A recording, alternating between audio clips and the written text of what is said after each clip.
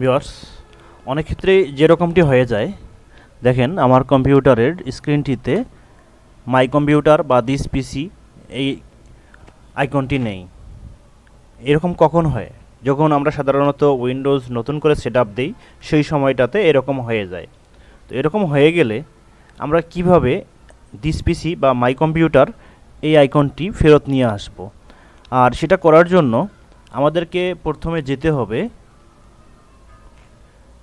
আমাদের কম্পিউটারের স্টার্ট থেকে সেটিং অপশনে। স্টার্ট থেকে সেটিং অপশনে গিয়ে আমাদেরকে খুঁজে বাইর করতে হবে পার্সোনালাইজেশন যেখানে আছে সেখানে ক্লিক করতে হবে। পার্সোনালাইজেশনে ক্লিক করার পরে এরকম যে background colour, lock screen, theme, fonts, start, taskbar এগুলো লেখা থাকবে। এখানে আপনাদেরকে থিমে ক্লিক করতে হবে। থিমে ক্লিক করে ডান দিকে দেখেন ডেস্কটপ আইকন সেটিং লেখা আছে। এই ডেস্কটপ আইকন সেটিং এখানে ক্লিক করতে হবে। ক্লিক করলে উপরে আপনারা দেখবেন ডেস্কটপ আইকনস। এখানে আপনারা যে আইকনগুলো আপনাদের ডেস্কটপে দেখতে চান সেই আইকনগুলোতে ক্লিক করতে হবে।